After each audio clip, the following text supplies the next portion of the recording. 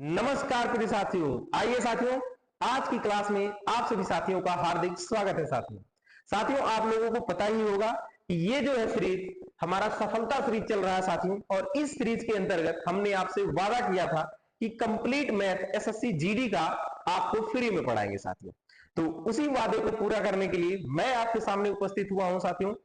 आप लोगों को पता है ये भी होगा कि आज जो है हमारा परसेंटेज का 5वां क्लास है साथियों। इससे पहले साथियों 4 क्लास हो चुकी है। आप लोगों को यह भी पता होगा कि पहले क्लास में हमने बिल्कुल बेसिक यानी कि शुरुआत किया था, और 3 क्लास में साथियों हमने 45 क्वेश्चन उड़ा दिए हैं यानी कि निपटा दिए हैं। तो चलिए साथियों आज की क्लास का हम आगाज करते हैं।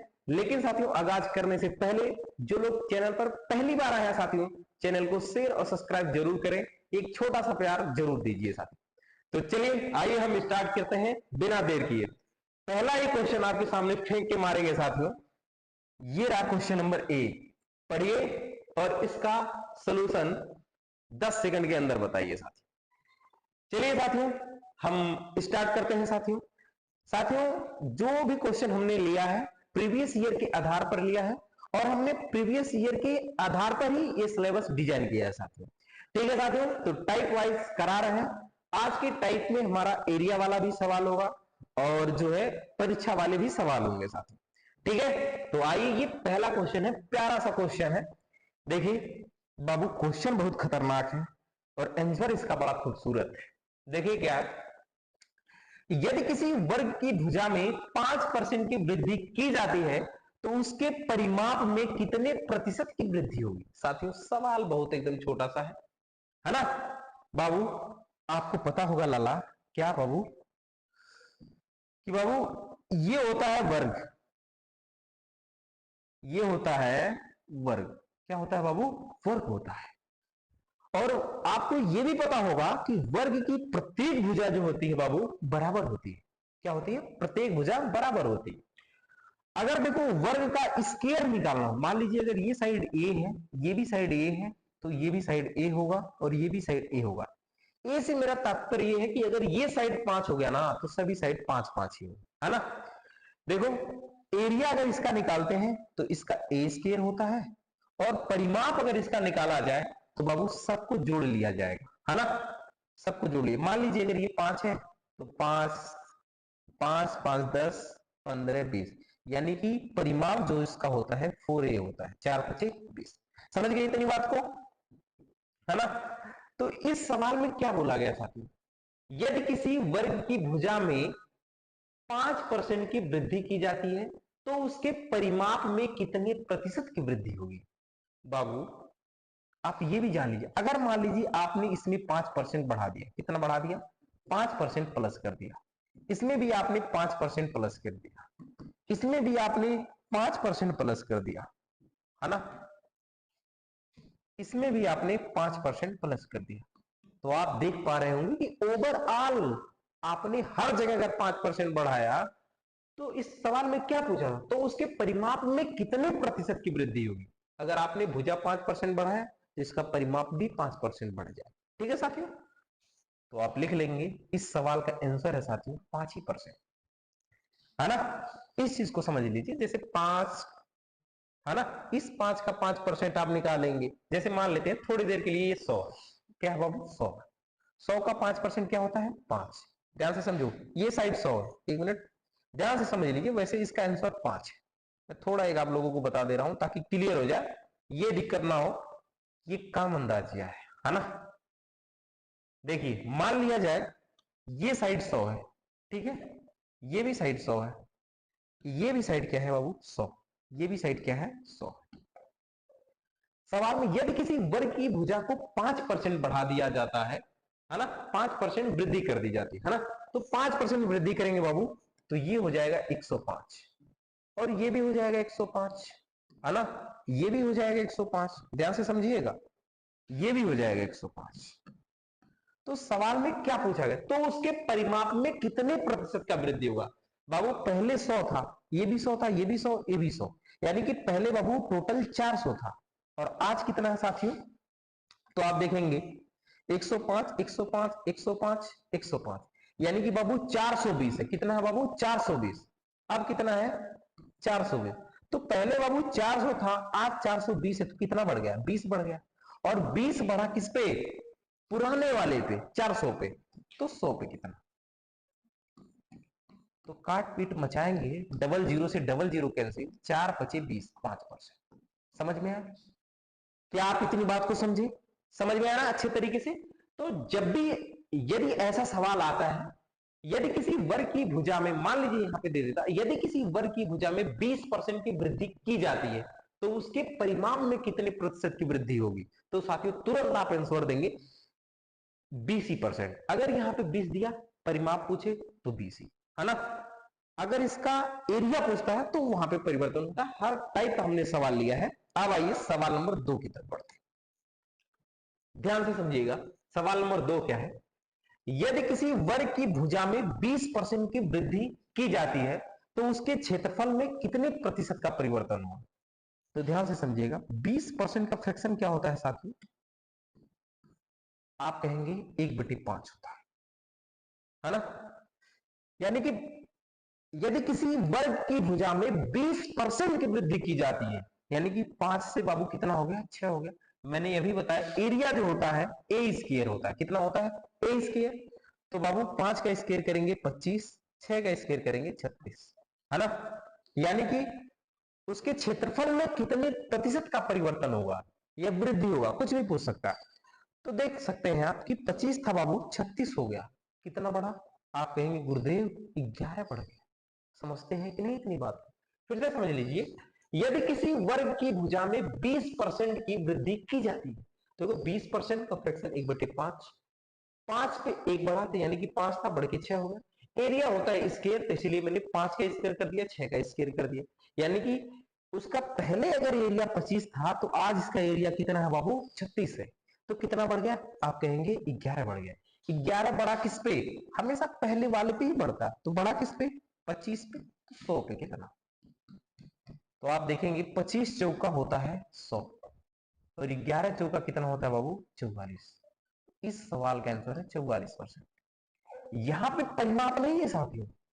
देखो, यदि इस सवाल में पूछ देता है यदि किसी वर्ग की भुजा में 20% की वृद्धि की जाती है तो उसके परिमाप में कितने प्रतिशत का वृद्धि होगा, तो सवाल का आंसर होता है 20 ही।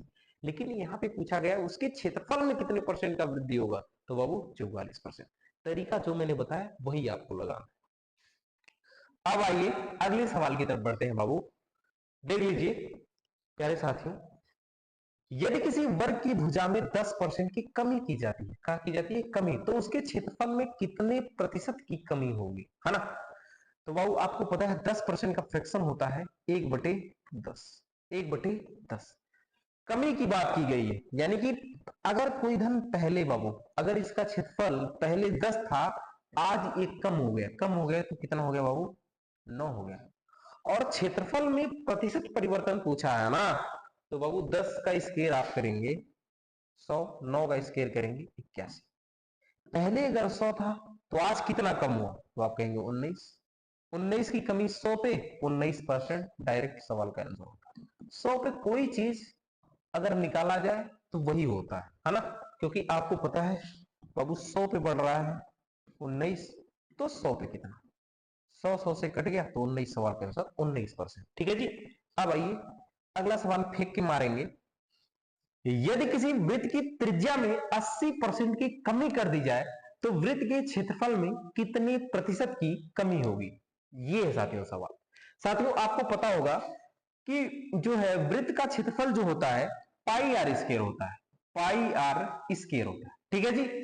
आपको यह भी बात पता होगा कि पाई जो है इसका मान दोनों जगह लिखा जाएगा, यहां भी पाई रहेगा यहां भी पाई रहेगा। तो पाई का जब तुलना करेंगे पाई पाई से तो जाएगा कट, इसलिए पाई को हमें नहीं लिखना है। आपको पूरा जो फोकस है ना साथियों आर स्क्वायर पर ही करना है। अब आइए सवाल को देखते हैं। यदि किसी वृत्त की त्रिज्या में 80% की कमी कर दी जाए, साथियों 80% का जो फ्रैक्शन होता है 4/5 होता है। कैसे? आपको पता होगा कि 80% परसेंट जैसे हटता है बटे में लगता है 100, तो 20 चौका 80, 20 बचे 100। यहां पे कमी की बात की गई है, यानी कि पहले अगर वृत्त की त्रिज्या 5 थी साथियों तो आज 5 में से 4 की कमी हो गई, कमी हो गई तो कितनी बची? 1। मैंने बताया वृत्त का जो क्षेत्रफल होता है पाई आर स्क्वायर होता है, तो पाई दोनों जगह रहेगा, यहां भी पाई यहां भी पाई, तो पाई पाई से कट जाएगा, इसलिए पाई हमें नहीं लिखना, आर स्क्वायर पे हमें टोटल फोकस करना है। तो बाबू बस स्क्वायर कर लो, 5 बचे 25 और 1 का स्क्वायर करेंगे 1। तो क्या पूछा गया सवाल, तो वृत्त के क्षेत्रफल में कितने प्रतिशत की कमी होगी? तो आप देखेंगे बाबू 25 कोई धन आपके पास था तो कितना हो गया, 1 हो गया, कितने की कमी हुई, 24 की। 24 की कमी 25 पे तो 100 पे कितना, 24 की कमी 25 पे तो बाबू 100 पे कितना। आप देखेंगे 25 चौका होता है 100 और 24 चौका होता है 96। तो इस सवाल का आंसर है साथियों 96%। उम्मीद करते हैं साथियों आप इतनी बात को जरूर समझे होंगे साथियों। अब आइए साथियों अगले सवाल की तरफ बढ़ते हैं हम, है ना। चलिए ये अगला सवाल है साथियों, है ना। साथियों अगला सवाल, सवाल नंबर 5, इसको पढ़ते हैं, आप लोग समझिए। यदि एक आयत की लंबाई में 20% की वृद्धि और चौड़ाई में 10% की कमी की जाती है तो आयत के क्षेत्रफल में कितने प्रतिशत का परिवर्तन होगा? साथियों आयत का जो क्षेत्रफल होता है लंबाई गुणे चौड़ाई होता है ना। तो समझिए इस बात को, कह रहा ना एक आयत के क्षेत्रफल में 20% की वृद्धि, तो 20% का जो फ्रैक्शन होता है बाबू 1/5 होता है, और 10% का फ्रैक्शन जो होता है 1/10 होता है। समझते हैं नहीं इतनी बात को, समझ गए बाबू। अब आइए देखिए क्या बोला गया है, यदि एक आयत की लंबाई, लंबाई को हम एल लिखते हैं, लंबाई में 20% की वृद्धि की जाए, यानी कि बाबू पहले अगर लंबाई 5 थी तो आज 1 बढ़ के कितना हो गया 6। कोई दिक्कत किसी को नहीं। अब हम चौड़ाई की बात कर रहे हैं, उसको सी लिख दे रहे हैं, है ना।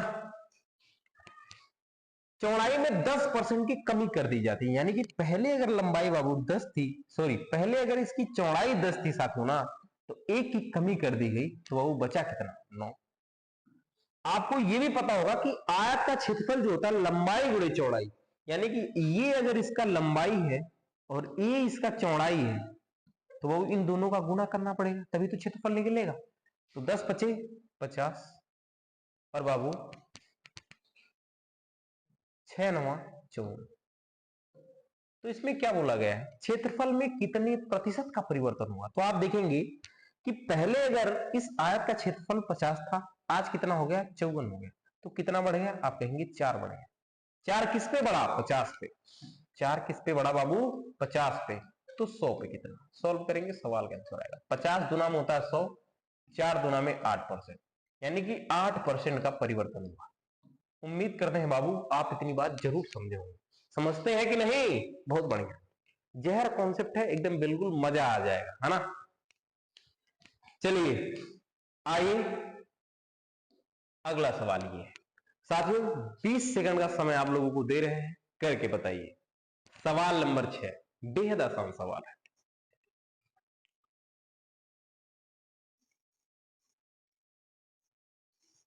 अब आइए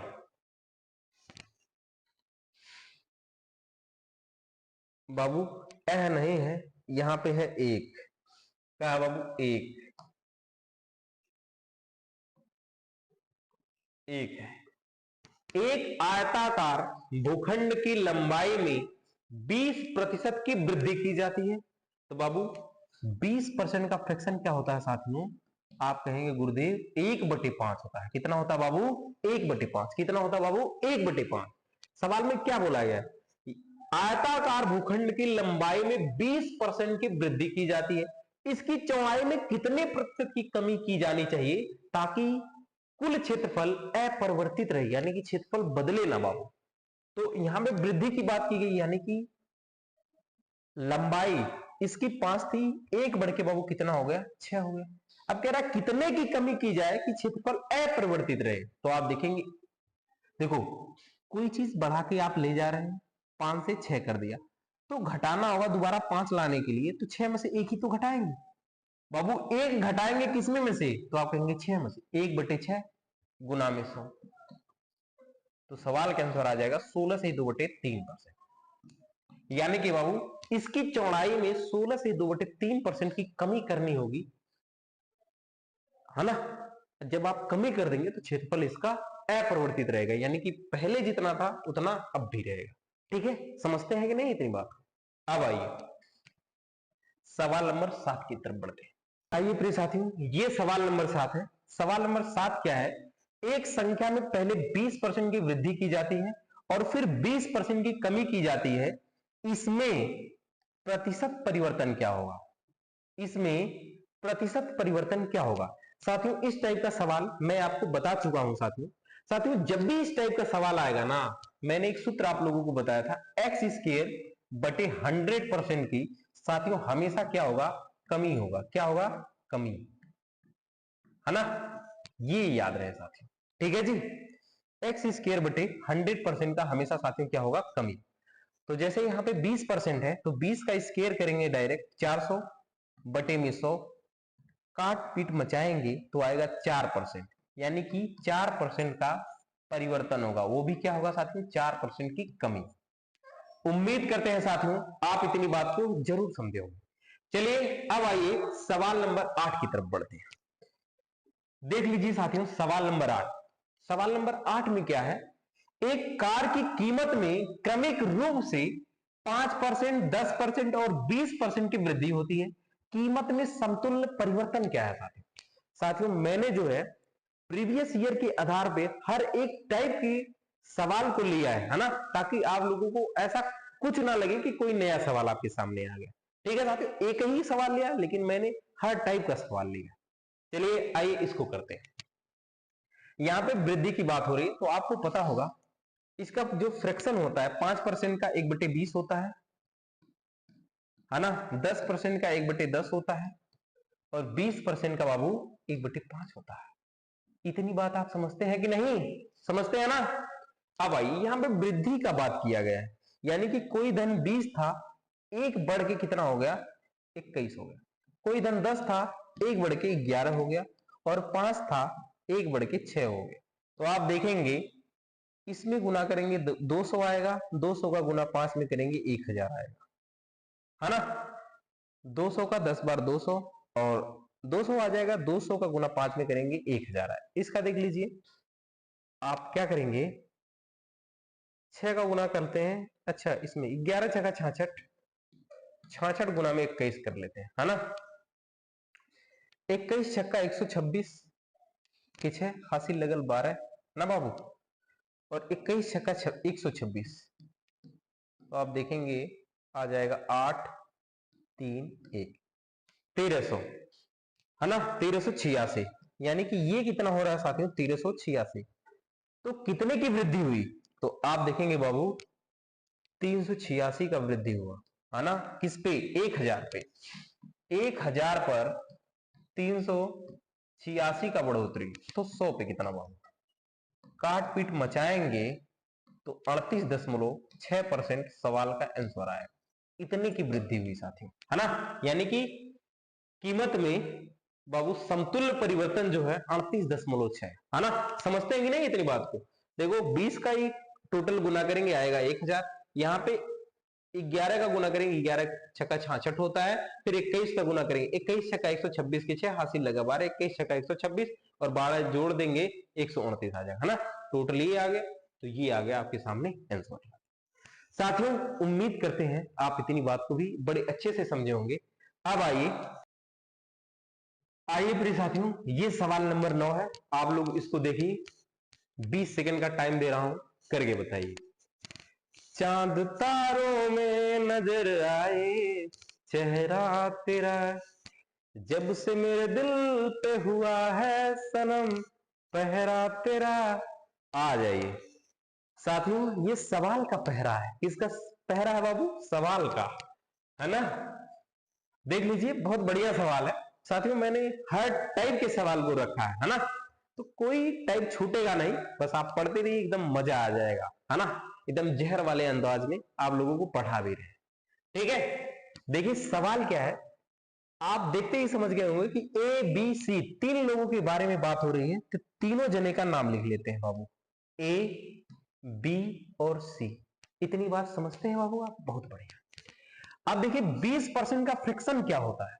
तो आप कहेंगे 1/5, और 30% का फ्रिक्शन क्या होता है? 3/10। ये सब बात मैंने आप लोगों को डिटेल तरीके से सिखाया साथियों, समझते हैं कि नहीं।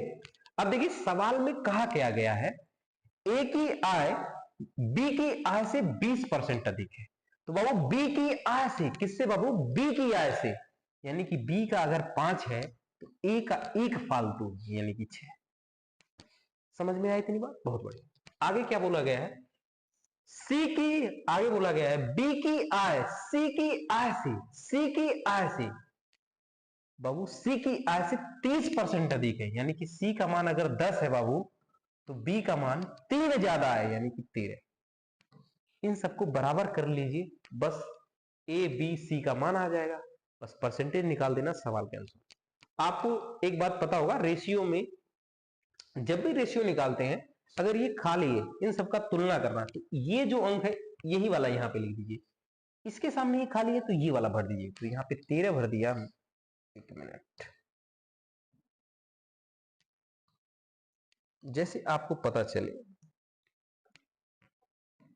यहां पे 13 और यहां पे 5, ठीक है जी, बहुत बढ़िया। अब देखिए 13 6 78, 13 25 65 और 10 25 50। तो आप समझते होंगे इतनी बात कि ए का मान 78 आ गया, बी का मान 65 आ गया और सी का मान 50 आ गया। अब सवाल में जो पूछेगा ना आप तुरंत बता देंगे। अब तो मैंने मान तो निकाल ही दिया, सवाल में क्या पूछा गया है, सी की आय, सी की आय, सी की आय बाबू कितना है, 50। ए की आय से कितने प्रतिशत कम है, ए की आय, ए की आय से कितने परसेंट कम है। ये जो सी की आय है ना, ये जो सी की आय है कितना है बाबू, 50। तो बाबू ए से कितना कम है, तो आप देखेंगे 28 कम है। सी की आय ए की आय से कितने परसेंट कम है, ए से कितना कम है, तो बाबू ए का 78 है और कितना कम है, तो आप कहेंगे 28 कम है। और ये परसेंटेज में निकालना है तो गुना 100 कर दीजिए। तो आप काट पीट मचाएंगे, 2 से काटेंगे 14, 2 से काटेंगे आएगा 2, 2 3 6, 2 9 18। तो ऊपर गुना करेंगे 1400 बटे में 39%, यही डायरेक्ट सवाल का आंसर है साथियों। तो इस सवाल का आंसर क्या था साथियों, 1400 बटे 39%। आइए अगले सवाल की तरफ बढ़ते हैं। एक परीक्षा में राम 30% अंक प्राप्त करता है और 30 अंकों से फेल हो जाता है। राम जो है 30% अंक प्राप्त करता है और बाबू 30 अंकों से फेल हो जाता है, यानी कि जो पासिंग मार्क था ना उससे 30% कम लाया। देखो फिर से समझो, एक परीक्षा में राम 30% अंक प्राप्त करता है और 30 अंकों से फेल हो जाता है, यानी कि राम जो था पासिंग मार्क से 30 नंबर कम लाया। आगे फिर श्याम जो है 35% अंक प्राप्त करता है, श्याम जो है 35% अंक प्राप्त करता है और 20 अंकों से पास हो जाता है, यानी कि ये जो है पासिंग मार्क से ना साथियों 20 नंबर ज्यादा लाया। समझ में, यानी कि जितने परसेंट पे पासिंग मार्क था उससे ये 20 नंबर फालतू लाया, और राम ने जितने परसेंट पे पासिंग मार्क था उससे वो 30 नंबर कम लाया। समझते हैं कि नहीं इतनी बात, बहुत बढ़िया साथियों। जब भी ऐसा सवाल आए ना आपको बस अंतर लेना है, बस सॉल्व कर देना है। 30 का और 35 का अंतर कितने का है, 5% का। इसका अंतर बता दो कितने का है साथियों। जब भी प्लस माइनस का अंतर लेना होता है तो जोड़ देते हैं, है ना, क्योंकि आपको पता है ये 30 और 20 कितना हो जाएगा, 50। ऐसा क्यों करते हैं आप ये भी समझ लो। अंतर का मतलब होता है बीच का दूरी देखना होता है। ये संख्या रेखा है, बीच में 0 होता है, इधर -1 इधर +1, है ना।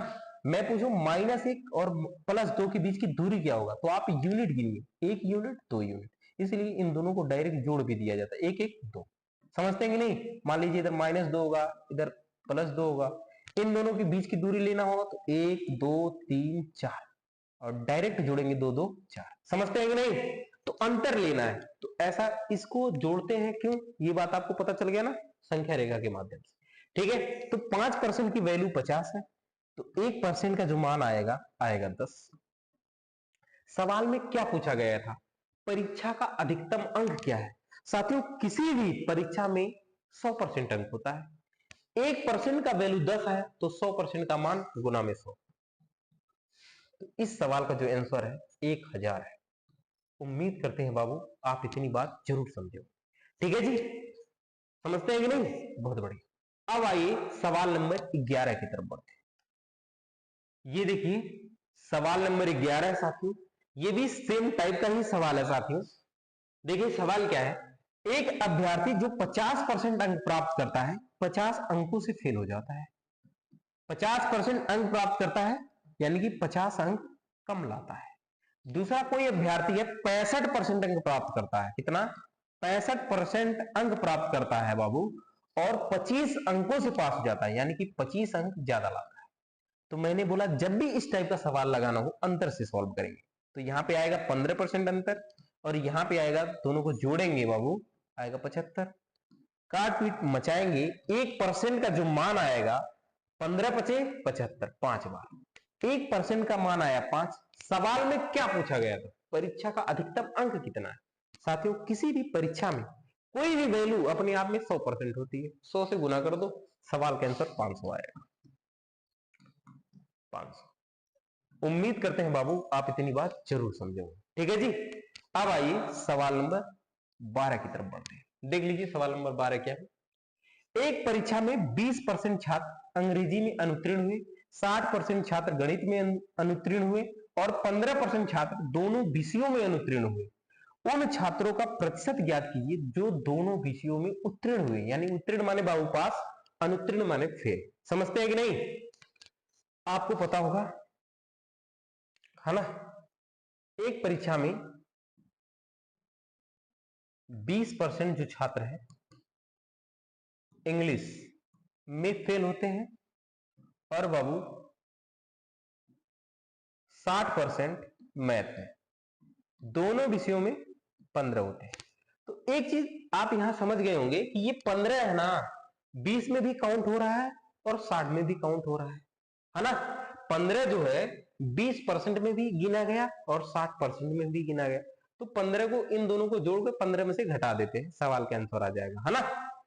आप लिख सकते हैं कि बाबू यहाँ पे 15 पहले से है, क्या जोड़े कि 20 हो जाए? तो आप कहेंगे गुरुजी 5 जोड़ दीजिए। यहां 15 पहले से है, क्या जोड़े कि 60 हो जाए? तो आप कहेंगे 45 जोड़ दीजिए, है ना।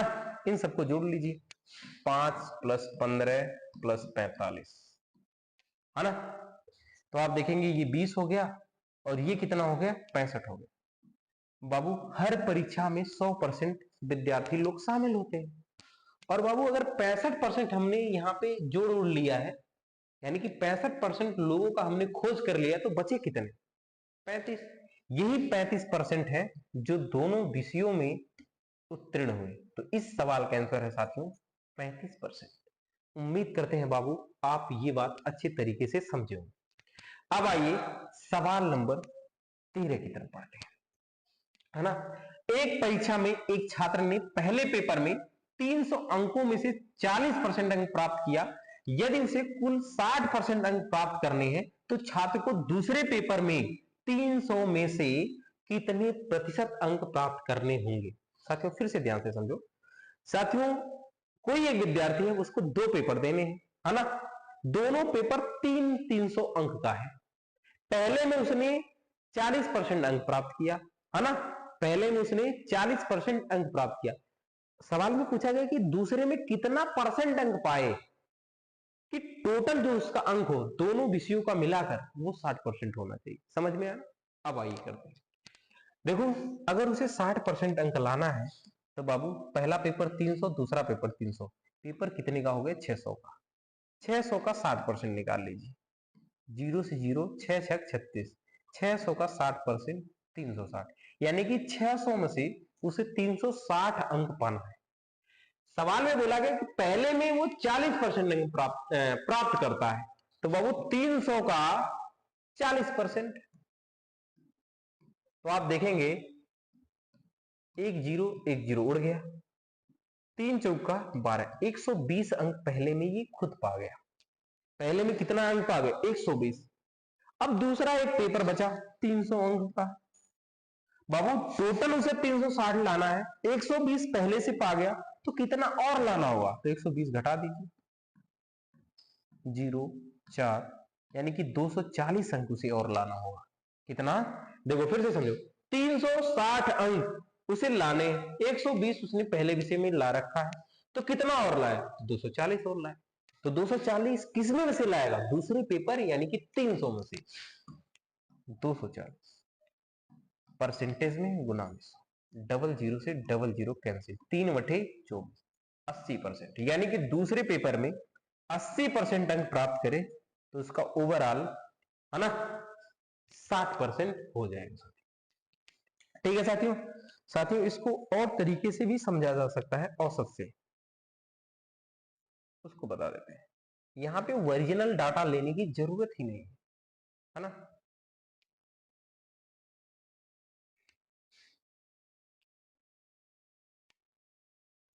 देखो दो सब्जेक्ट है, पहला दूसरा, और उसे टोटल ओवरऑल 60% अंक लाने हैं, है ना। 60% अंक लाने, दो सब्जेक्ट में 60% अंक लाने। कितने लाने? दो सब्जेक्ट में 60%, तो 2 से गुना कर देते हैं।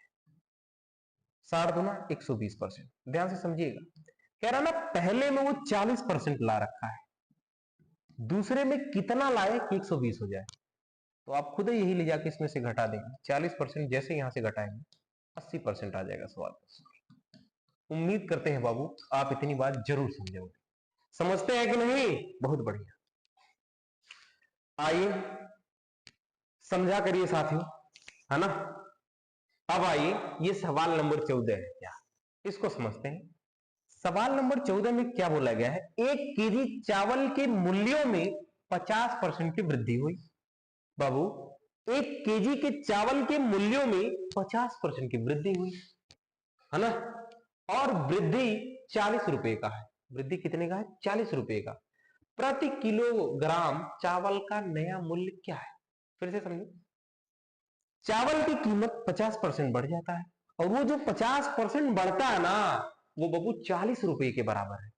तो बोला गया है प्रति किलोग्राम चावल का नया मूल्य। फिर से समझो, 50% का फ्रैक्शन क्या होता है? तो आप कहेंगे 1/2 होता है। यानी कि ध्यान से समझिए, पहले चावल का मूल्य 2 था, एक बढ़ के बाबू कितना हो गया? 3 हो गया। ध्यान से समझिए, पहले चावल का मूल्य 2 था, एक बढ़ के 3 हो गया। तो कह रहा ना वो जो वृद्धि है 40 रुपए के बराबर है। यहाँ पे बढ़ाया कितना गया है? आप कहेंगे 1 यूनिट, और इसी 1 यूनिट का मान है 40 रुपए। सवाल में क्या बोला गया? चावल का नया मूल्य क्या है? नया मूल्य ये 3 है, पुराना मूल्य 2 है। पहले वाला अब वाला, तो बाबू 40 गुना में 3 कर देंगे, यानी चावल का नया मूल्य बाबू 120 रुपया है। उम्मीद करते हैं साथियों आप इतनी बात जरूर समझोगे साथियों। ठीक है साथियों, अब आइए एक सवाल और देखते हैं। साथियों वैसे तो आज की क्लास में साथियों 14 ही सवाल थे, लेकिन ये 15वां सवाल मैंने आप लोगों को दिया है। कमेंट में आप लोग इसका आंसर बताएंगे। साथियों जैसे मान लीजिए यदि किसी संख्या में पहले 40% की वृद्धि होती है, बाद में 40% की कमी होती है, तो परसेंट परिवर्तन क्या होगा? कमेंट में आप लोग इसका उत्तर जरूर बताएंगे साथियों। ठीक है साथियों, तो आज की क्लास आप लोगों को कैसी लगी ये भी आप लोग कमेंट में बता दीजिएगा साथियों। बाकी मिलते हैं आपसे कल। अभी साथियों 2 टाइप का जो है सवाल छूटा है, एक क्लास में उसको निपटा देंगे 10 सवाल में। साथियों एक टाइप होता है इनकम वाला टाइप, वो एक छोटा है, और एक जो होता है चुनाव वाले प्रश्न। इनकम मतलब वो जो आय व्यय और खर्च, समझ गए ना।